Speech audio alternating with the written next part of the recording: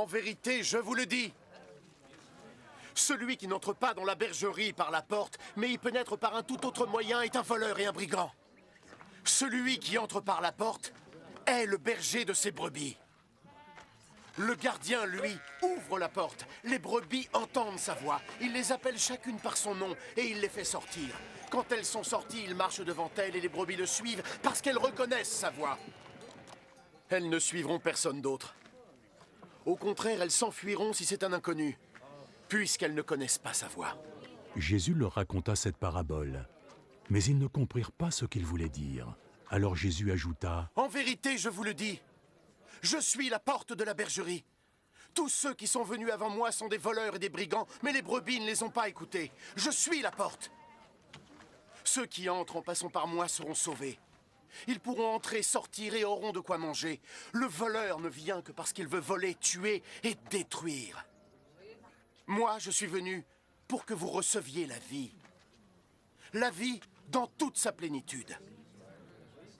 Je suis le bon berger, celui qui est prêt à donner sa vie à ses brebis. Quand celui qui est employé, qui n'est pas un berger et à qui les brebis n'appartiennent pas, voit un loup s'approcher, il abandonne les brebis et il s'enfuit. Alors le loup se jette sur les brebis et disperse le troupeau. L'employé prend la fuite parce qu'il est seulement employé et qu'il ne se soucie pas des brebis. Je suis le bon berger, de même que le Père me connaît et que je connais le Père. Je connais tout autant mes brebis et elles me connaissent. Et je suis prêt à mourir pour elles.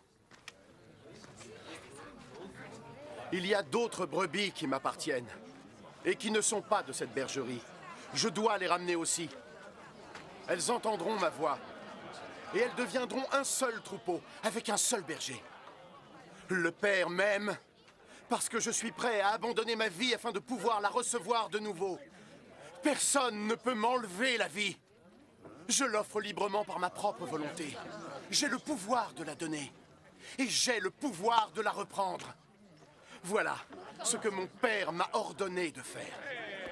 Encore une fois, en entendant ces paroles, les gens furent divisés. Mais il est juste possédé! Oui, c'est un fou. Pourquoi continuez-vous à l'écouter? Un homme qui serait possédé ne parlerait jamais comme ça. Oui, comment quelqu'un de possédé pourrait-il donner la vue aux aveugles? Comment? Dites-le-moi! Mais non, enfin!